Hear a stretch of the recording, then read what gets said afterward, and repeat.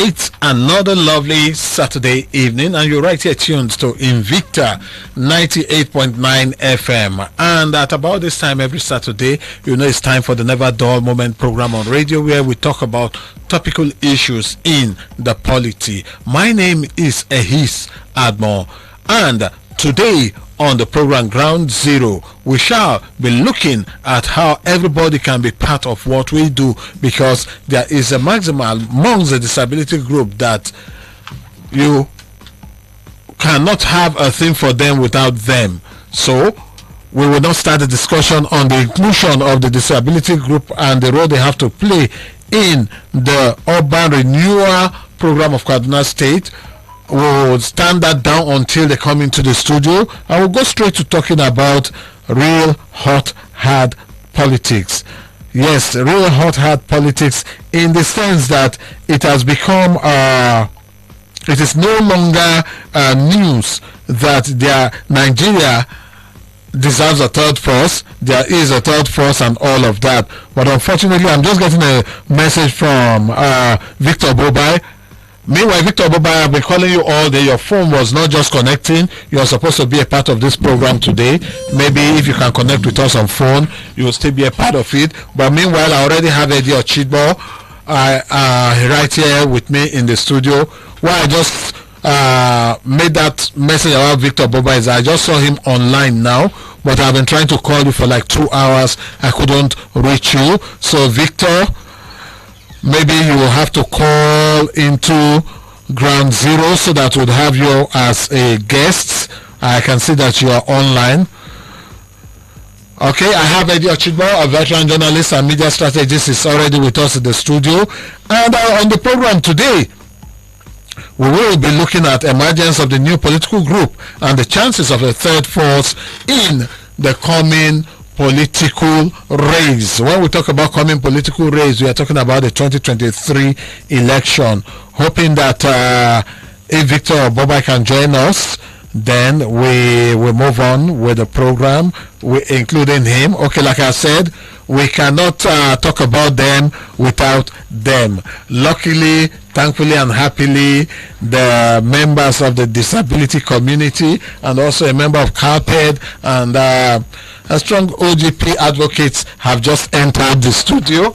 I'm talking about Stephen Wayas. He is from the Coalition of Association in Leadership, Peace, Empowerment and Development, and also my friend Sule Rilwan. Okay, Rilwan, the Rilwan Mohammed. He is the a member of the joint. Is it the joint association? Please tell us the association again. It's National Association of Persons with Physical Disability. National Association of Persons with Physical Disability. Okay, they are already in the studio. Like I was saying, Eddy Ochigbo, the veteran journalist, media strategist, and the gentleman that the politicians are scared of when he's on the other side of the microphone, Eddy Ochigbo. Let's give it up to him. You don't want them to come and Eddy Ochigbo, I'm sure very much I'm clapping. I don't know. Yeah, I'm dumbfounded. Eddy Ochigbo is one of I don't like hype. I don't like to be hype. I know you don't like, but I like the way they are, and I don't want anybody to praise me for saying them because I have that social responsibility. To talk on behalf of the people. Okay. Thank you very much for having me, and my greetings to the listening public. All right, Eddy Ochigbo, you are welcome. And today, like I said, we'll be looking at the Kaduna State Urban Renewal and the inclusion of the disability in the scheme of things and how all of that pans out. We'll also be looking at emergence of a new political group and the chances of a third force. My guest, you've already had my guest on the program. You can be a part of the program by going to our various social media platform and starting from Facebook. It's Invicta FM Kaduna. That's the Facebook account, and the Facebook page where you can watch our video live is at Invicta FM 98.9 at Invicta FM 98.9. Then on Twitter is at Invicta FM 989. Instagram is at Invicta FM 989, and on YouTube is Invicta 98.9 FM online TV, while the website is www.invictafmng.com. You can always hashtag us in all that you do by simply hashtagging Invicta 989 FM. That way we can all get talking. All right. Okay, we'll come straight to giving some little background on the topic that we'll be looking at on the program today. And like I said, I will be starting from the disability community who had some meetings a few days ago, and there was a communique released after the meeting. Around the stakeholders' engagement to assess the inclusiveness, accessibility, and compliance to the disability law of the Urban Renewal project of Kaduna State Government, and how it panned out, their acts, their take, and generally their impression about all of what transpired. We have Suleiman Mohammed, Rilwan Mohammed, and Stephen Wayas. They were key elements in that particular stakeholders meeting. So I start from Rilwan. Generally, tell us about what the meeting was all about, and Stephen Wayas will give us some of the takeaways. I start from Rilwan. Okay, thank you very much. Actually, it was a day set aside to celebrate the importance of wheelchair within disability community. That was what really resulted to that engagement meeting, which we feel if even you are opportune to have wheelchair, if the place is not accessible, I don't think there's even need for you to have such a wheelchair. So we decided to engage the relevant stakeholders that are in forefront in urban renewal, such as Kasubda, Kadra, and other government partners like Disability Affairs Board, to tell us how inclusive urban renewal is to persons with disability in Kaduna State. And to be very sincere with you, this is a very historic and important stakeholder meeting that I have never attended since I started this issue of advocating for disability issue, because virtually all the stakeholders were on board. After the deliberation, they took us around to some of the facilities in Kaduna, infrastructure in Kaduna, yes, to see how accessible those infrastructure are to persons with disability, and we'll be able to go around and see some. We even make our input that things need to be done to carry persons with disability along. Then, if you where you even the good thing of it is that this issue of considering disability community in the urban renewal even came before the law was on ground for promoting or protecting the right of persons with disability in Kaduna State. So in fact, it was a very good meeting, very good engagement, which virtually all disability community, aside from we that are using wheelchairs, virtually the rest of our colleagues were happy about the development. Okay. Oh, that's great. Now I come to Stephen Wayas. By the way, Stephen Wayas is the head of Gender and Social Inclusion, team lead, community participation and engagement at the CALPED, that's Coalition of Association in Leadership, Peace, Empowerment and Development. Now, Stephen, Rewan has given us a general brief about what the particular stakeholder meeting represent. Now, what for you as a person? By the way, Rilwan Mohammed is a person with disability. Stephen Wayas is not a person with disability, but passionate about these issues, because this is not the first time that I'm meeting him, and that they've invited Ground Zero to several of their outings and stakeholders meetings. Stephen, tell us about this, and why is it so dear? Why is it so dear to your heart, and why are you so passionate about all of these things? Well, good evening, everyone. Good evening for giving me the opportunity. Like he said, the engagement basically was to, assess the inclusiveness in the urban renewal project. Okay. Because if you could recall, a few weeks ago, we see able resident in Kaduna State taking a 10-kilometer walk to say thank you to the governor on the urban renewal project, which all of us are very, very happy to see that, because Kaduna State indeed has changed to a modern city. Yeah. But another thing is how inclusive is those projects. That was why we say, okay, let's come together as partners in honor of the Global Wheelchair Day. Yeah. How can we assess this project? How can we come together with partners who are implementing the urban renewal project? Let them tell us how accessible are those things, because frankly speaking, the disability community, some of them have never seen such a project in their life, so some of them don't even know whether those things are meant for them to also make use of it. So that engagement gives them the opportunity to know that the government is actually doing projects that are inclusive. And when we have the partners that are implementing those projects around, like the Kadra, the Kapsuda, and the rest of them were around, they tell us how the design was how the design is inclusively carry persons with disability. Yeah. So it was nice when we went out for a tour to spot check those areas and see how accessible the wheelchair users can access those projects. They actually assess those projects, but like I say, the essence of visiting those projects was not just to criticize government, but to see how inclusive those projects are, and where there are errors, we can come together as partners and sort it out to ensure that the disability community are well represented in everything that we do. Being that the Kaduna State government is leading in transparency, accountability, and citizens' engagement, we believe that the disability community should not be excluded. Okay. So that was just it. And we went around, we see the project where there are errors, the implementing partners promise to amend those areas. All right.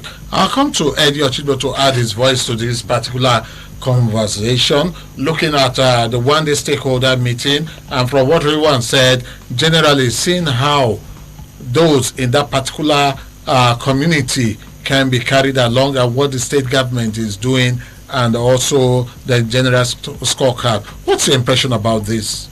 Thank you very much, Ehis. Looking at it through the prism of a reporter, I would say that the Urban Renewal project means so many things to so many people. For me, as a driver that drives my car on the roads, it's so interesting to drive on the new roads, and all other people who access it in the metropolis. Then those living with disability have started their own point. But what about the hinterland? Okay. The people the rural dwellers. That's why I say it means so many things to so many people. So urban renewal may not mean so much to those who live in the rural area. What will mean much to them is perhaps feeder roads that will give them, the ability to convey their farm products to the markets.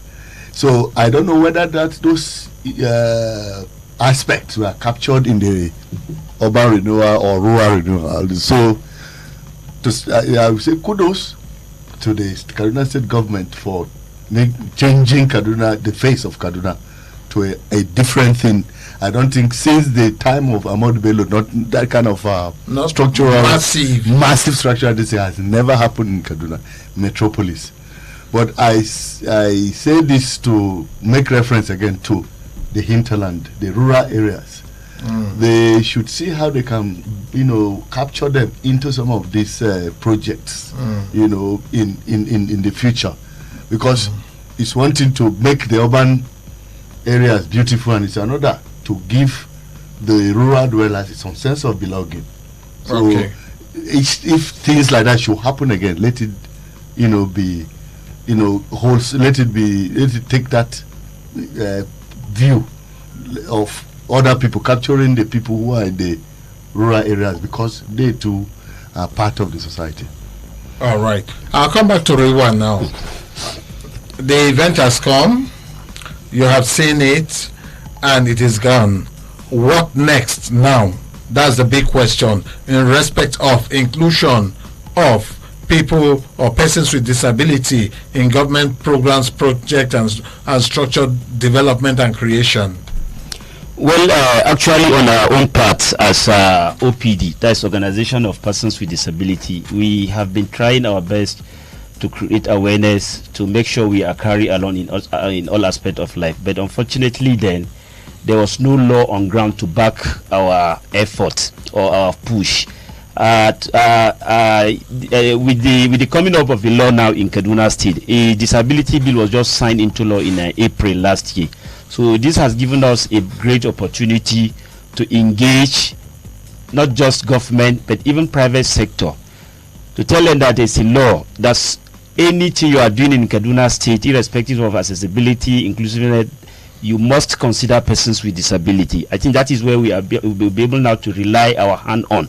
Okay. Exactly. But initially we're just doing it, maybe some were even looking at it as a charity issue. But it's no longer a charity issue now. It's pure human rights based issue. Okay. That's just the issue now. Okay.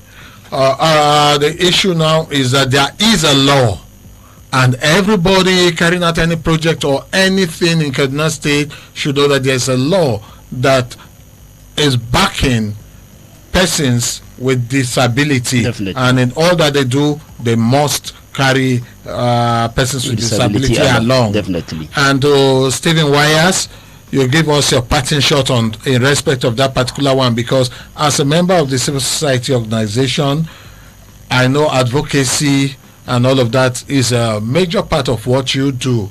How do you guys want to go about that? Yes, like I said, yesterday was the day before yesterday was like a starting point where we get those implementing partners of the Urban Renewal project. Okay. So that let's see. And from the discussion, we discovered that the Urban Renewal project have the design is designed inclusively that carry the disability community. But the problem is they were not properly involved or engaged. So having the issue of exclusion is as a result of them not being part of the planning and the implementation process. Okay. So going forward, we appeal with the implementing partners, which they say their doors are open for partnership. So we believe that going forward, whatever project they are doing, they will include or call on the disability community to be part of the project. And aside that, this is just the beginning, because as you can see, the Urban Renewal project is happening in 3 geopolitical zones. That's in Kaduna here, and Zaria and Kafanchan. So we also intend to take a walk there to see how those places are also doing, because as you see they are not at the stage of completion yet. If we can partner with them, some of those issues that we find out in the site will be included in the construction. Okay, great. So that is where, and we also want the other civil societies are doing a lot. We will still want them to continue the push. Advocacy is the key. Like we say, the law has been passed, but we need to come together and support the disability community, support the implementation of this law. All right, supporting the implementation of this law and those that are directly involved will go a long way in ensuring that the law is implemented the way it should. You're listening to Ground Zero on Invicta 98.9 FM. Let's quickly take a commercial break, and after this break, we'll be right back on the program. Keep the dial locked on this frequency. 86,400 seconds of pure entertainment from Crocodile City. Invicta 98.9 FM. Time to beat the competition. 98.9 Invicta FM. Welcome back from that commercial timeout. You're still listening to Ground Zero on Invicta 98.9 FM. And today on the program, we have looked at the first item that's on board today, which has to do with the inclusion of persons with disability in the Kaduna Urban Renewal project. And now we'll be looking at the emergence of new political structures coming together as third force, some as political group, some as a clique, a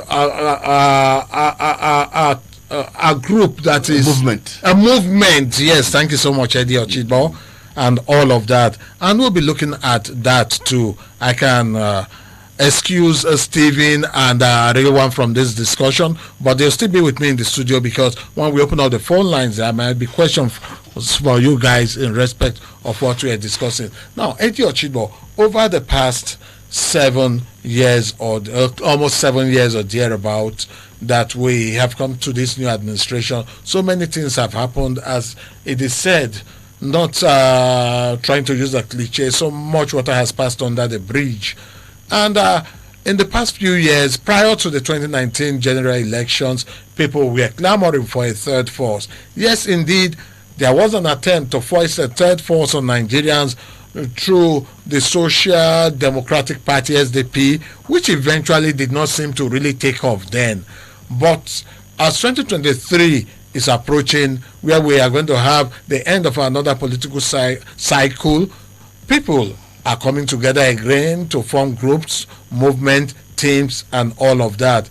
And in recent times, we've heard of one of the most popular gubernatorial aspirant in Kaduna State, in the person of Suleiman Hunkui, coming out to say that they are forming a political group and a movement. The former governor of Kano State, Kwakwanso, Rabbi Kwakwanso, came out that they have formed a political movement. Atahiru Jega, the former INEC chairman, Professor Pat Utomi, and several other Nigerians are coming together and forming political group. Now, this political group that are being formed are said to be peopled by one school of thought, believe that they are people that have the best interests of Nigerians at heart. Another school of thought see those ganging up as a group of political failures in other political parties. Some see them as disgruntled politicians in order that have moved out of the two major parties, forming groups to see how they can wrestle power out of the hands of the two major political parties, or I dare say four, if we want to add PRP and ABGA, because these are political parties too that I would say they are holding their ground.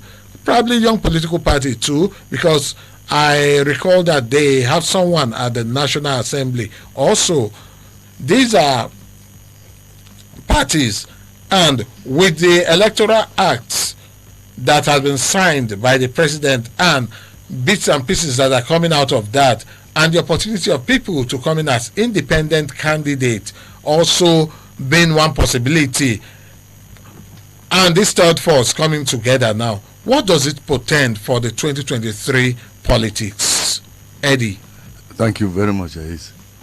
In politics, nothing is wrong with political alignments and realignments. In fact, that's what makes politics interesting, and that's what makes democracy interesting. Proponents of the third force, argue along the line that the APC, which today is the ruling party, has not been able to effect the change that they campaign on. And the PDP, which is the major opposition party, which held sway as the ruling party for 16 years, did not achieve much according to proponents of the third force.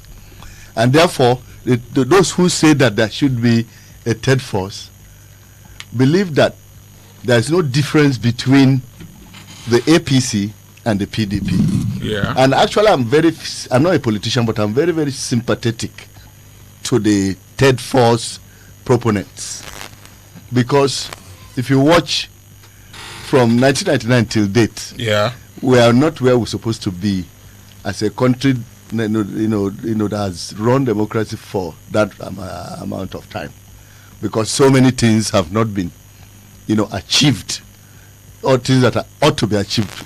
Politicians have not been able to achieve it because most of our politicians are self-serving politicians.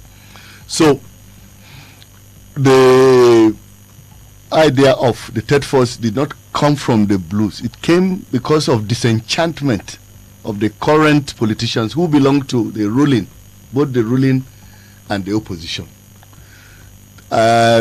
Particularly Jega, who midwifed the present APC government, is very, very dissatisfied with how far things have degenerated to this level.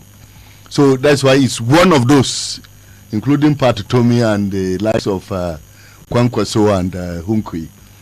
That's why they are, throwing their heart into the ring to say that, look, let's see how we can convince the electorate to give a new political movement a chance to see whether they can tackle the myriad of problems, challenges facing this country, since these two prominent parties, have failed the people.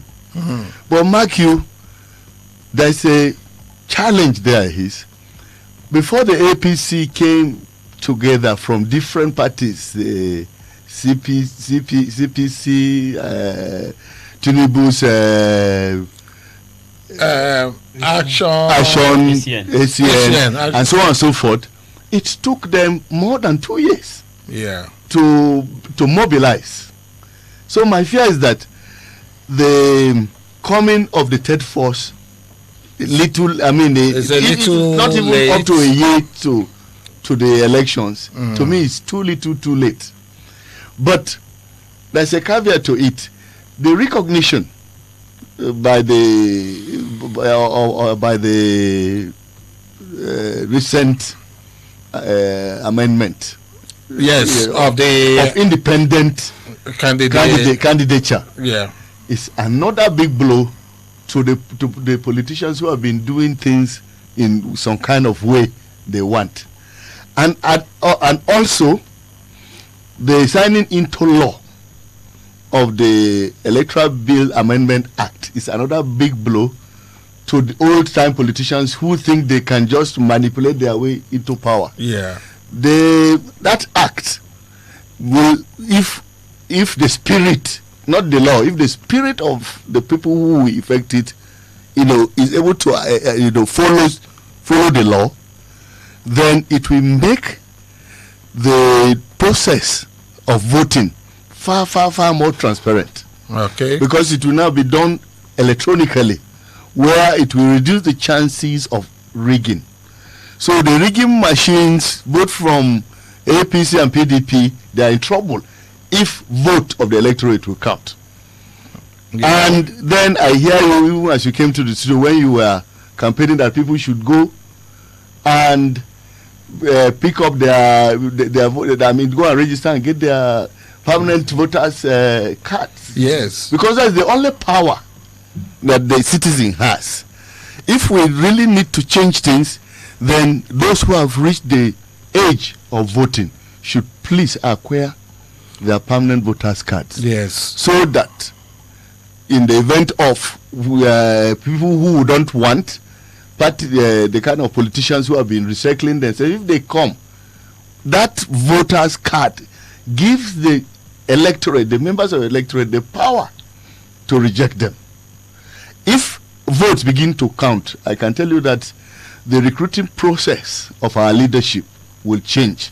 People will no longer, buy rice, soap, and all this for people and just think that they will continue to remain in power and continue with their impunity. So that is my take. All right. Still talking about the 2023 and what I always tell people each time I have the opportunity to, when I meet with young persons and even parents, all I always tell them is that you cannot come out and always shout and cry that the government is not giving you what you deserve and all of that without you being part of the process of getting those out lead us. Now, young persons, I'll tell them, you must go get yourself permanent voters card so that you can participate in the 2023 election. And I also encourage young persons to go register and belong to political parties, because if young, enlightened, civilized, educated, energetic persons deliberately or intentionally or unintentionally exclude themselves from being members of political parties, then they have no one to blame when whoever makes himself available to be elected right from the primaries to represent parties is the only options they have to vote from. So I want to beg and encourage parents, once your children are coming of age encourage them to be part of politics and politicking, encourage them to go get their PVCs. Unfortunately, I was speaking to a couple of persons that belong to the old brigade of dirty politics in Nigeria, and one was telling me that no, his children would never ever go and vote because the people at the polling unit are thugs and all of that. And I asked him, how many thugs can they have at each polling unit? Not more than 5. If we have 200 of our decent, clean children going to every polling unit, those 5 thugs will run away because the numbers will be against them. By excluding our children and removing them from the process, we are not helping them in any way. Now, we are not helping them to build their capacity to be active politicians in the future, and we are not helping them to have a say in determining what their future will look like. Because when you go out to vote, then you are having a say in determining what your future would look like. Then for parents, I want to plead with them to please avail themselves and do that. For young persons, go out and get registered. It has become so simple. That Android phone that you're holding, you can use it to start all of the process, and you just go to any of the INEC offices that's close to you to just get your photo capture and your fingerprint. Every other thing you can do right in the comfort of your home. So I want to beg and plead with everybody to be part of the process. If you exclude yourself from the process, then you have no right to complain when things are not going the way that you want them to go.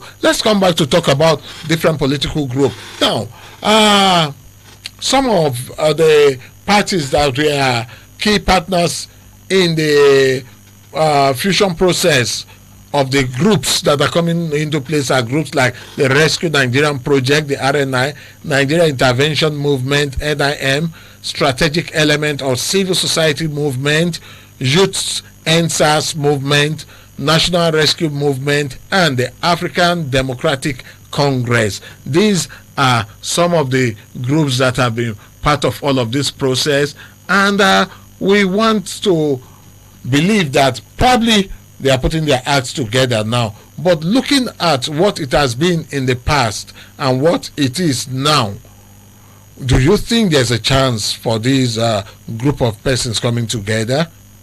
Thank you for so much, Ehis. Before I get into that, the standpoint of the old brigade politician who talked about his children not going to polling units to vote because there are talks there. That speaks volumes, and it sends a strong message to our youth.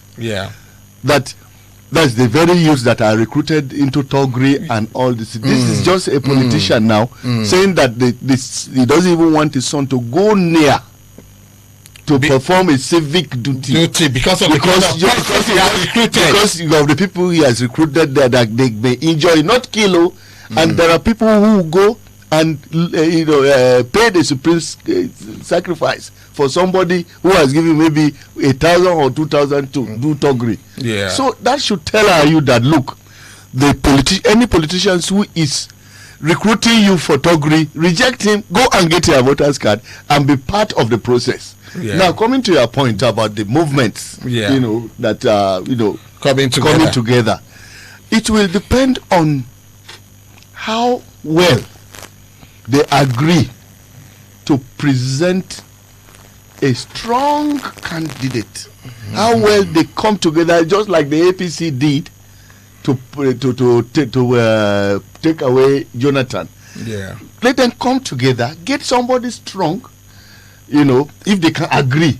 But if they come and they have divided votes, it's still the same thing. If they cannot come together, the group of Utomi, the group of so all of them come together, sit together, get somebody strong that that it satisfied the conditions that will make them win the day. Then it can go far. And like I told you, that the coming together of them now is a little bit too late. But it's, if they can quickly galvanize and mobilize, they could, the party to beat. All right. In 2023. I said I was going to exclude Real One, but I think I need to drag him in now. Because now the disability community is a very large group in Nigeria. And thankfully, we have very smart, intelligent, educated persons just like Rewan Mohammed that we have with us here in the studio.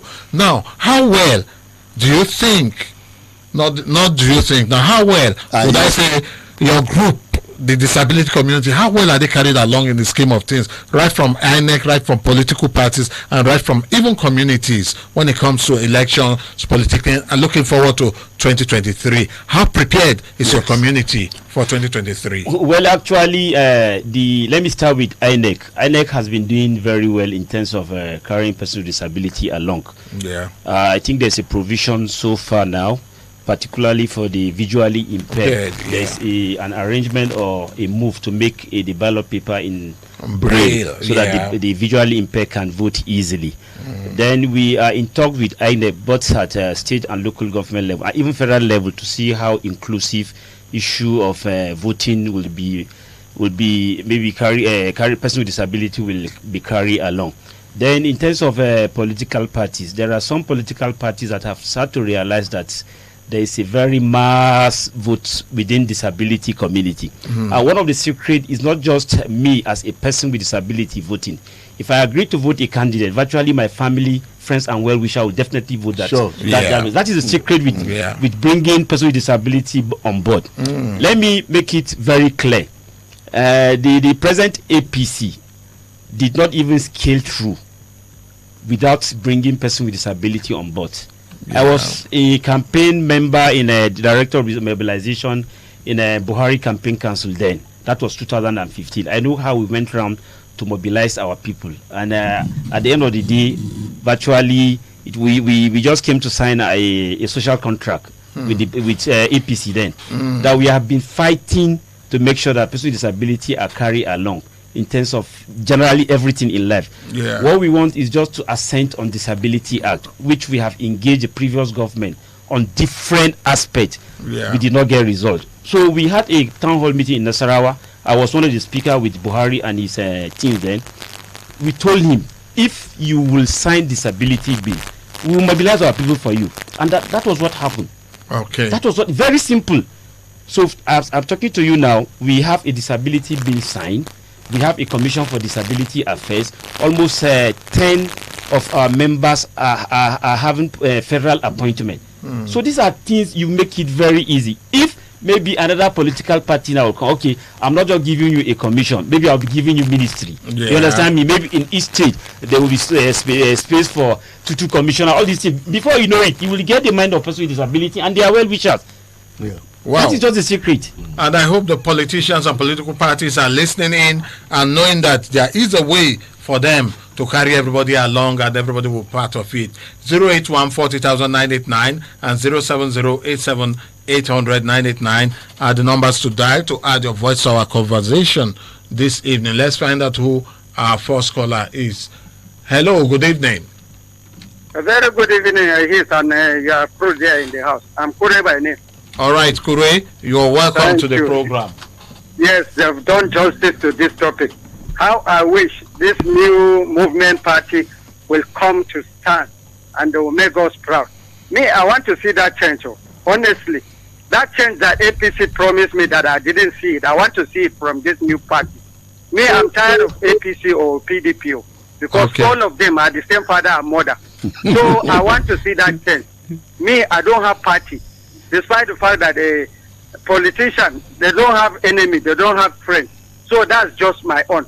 I want this new party, when they come on board, what they promise, we should see it on ground, not on paper. Have a wonderful day. Thank you very much. Thank you so very much, Mr. Kure. Hello, good evening. Good evening, Ehis. Good evening, you're welcome to Ground Zero. What's your name and where are you calling us from? My name is Paris. I'm calling you from Malali, Kaduna. All right, Paris, how's Malali this evening? Malali is fine. All right, talk to us. Okay. The new political party being formed by Concoso and Co. Is a welcome development if only they are going to bring on board credible candidates that they are going to move the party forward.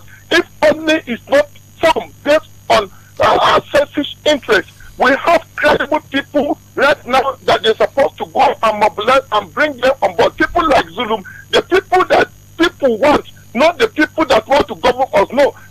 know that people want them to govern us, and they should start that one from the one level. We have them. If anything less than that, I'm telling you, they are not going to even move anywhere, because it's going to only track within region. But if they should go ahead and mobilize people all over the country, they leave people that people want them to govern them. I'm telling you that that party is going to try. Right. This is my take this evening. Good evening. Thank you so much, Mr. Pius. Hello, good evening. Welcome to Ground Zero. Hello, good evening. I am Comrade Bako Abdul Usman. All right, comrade. Let me first start by appreciating the great panelists here that really did justice to the topic. For me, I think the third force will rise and will create an atmosphere where it will hit the polity. But as Eddy rightly said, it will not make headways much. But let's see what happened with the convention of the ruling political party. I think that will also be an avenue for more candidates falling apart in the conventions and what have you, and forming this alliance as it goes on. So let's not completely rule out the third force coming on board. Yeah. Because if you look at history, memory lane, you will see that the G14, G34 started like that when they started with the PDP then. Yeah. So with this kind of formation, I think there will be more juicy in number when conventions comes and the warring factions fall apart and they didn't get it right. And for urban renewal, yes, we was quite loud the urban renewal project, but that is equally creating an atmosphere that people are migrating from the rural community coming to this urban, and that is why we are seeing situations are happening here. So if government will look inwardly, like the Almajiris that are coming here, some are physically challenged. They are leaving the interior to come and populate the urban communities, urban towns, because of the renewal they saw. So government should equally do something reasonable around the urbanization, so that we could have a more pious society. All right. Thank you very much. All right, thank you so much, Abdul Bakos, man. We'll now take our last call. Hello, good evening. Hello, good evening, Mr. Ehis. Good evening. Can we, in a minute, wrap it all up with you? My name is Musa Bala. Eddy, how are you? All right, Musa Bala. Quickly, let's have your take. Yes, thank you very much. Overall, you were excellently done well. And on the issue of third force, where these are people that are just looking for political positions, because most of them, or all of them, are either coming from PDP or APC. Not that they have anything different new for this country. I don't think they have their needed position within the existing political party. They wouldn't have moved. But they have moved simply because they want to have political power, not because they have anything different from what is going on today in Nigeria. The fact remains that politicians, I think, from 1999 to date, not especially to 2015, have destroyed this country through massive corruption. And that is why it is this problem. And we have to take it more than 2 decades. That is equal serious for we to get things done. I bet you on that. It's better we start it, or we'll continue to sustain our problem. Good day. Thank you. All right, thank you so much. Hello, Comrade Gabriel. Hello, good evening, sir. He's at his group at the studio. All right, Comrade Gabriel, can you, in 30 seconds, quickly drop it so that we'll move on? In the name of Almighty God, I think Nigerian prayers have been answered with the new association now being formed. May the Almighty God bless them, let them work in the unity so that this country will be a new Nigeria, not the old. All right. Thank you. Thank you so much. We'll quickly come to the studio now and take parting shots from everybody. I'll start from Stephen Wayas from Coalition of Association in Leadership, Peace, Empowerment and Development. What's your parting shot? As my parting shot is we are coming to visit both the private and the government counterpart to see, because there are some of them that have started demonstrating issue of inclusiveness in their own offices. So we are coming there. It's a sign to come and appreciate them, to see that those people actually started putting those infrastructure, including persons with disability, even before the passing of the law. All right, Raywan Mohammed. Yes, thank you very much. Actually, my take or my parking shot is to make the good people of Kaduna know that there is a law for persons with disability, and I equally want to use this opportunity and call on media to help us in maybe creating awareness towards this angle. All right, and to Eddy Ochigbo, what will be your parting shot? Thank you, Ehis. My parting shot will be that the third force movement should not be taken for granted, as long as, like I emphasized earlier, they are able to galvanize the people and present credible people who will change the tide. This present impunity and lack of performance of politicians. We need a change. Nigerians need a change. And with the signing into law of the electoral law amendment and then the independent candidature, I think our electoral process will become more transparent, and it will make our vote count more than before. All right, that's about the size of the program today. Like always, we can continue the conversation. You can meet me at my personal handles at ground0247 on Twitter, at ground0247 on Twitter, or Ehis_peacemaker at right there at Twitter, and let's go on with the conversation. Ground Zero is a regular feature right here on Invicta 98.9 FM. Until on Tuesday, when we'll be on for another package of the program. Like always, I'll say, plant a tree today, water it and watch it grow. Before you claim right of way, make sure you are safe and not sorry. May the good mighty Lord bless and keep us all. Thank you, Eddy Ochigbo. Thank you, Stephen Wyatt, and also to Raywan Mohammed. I am the peacemaker.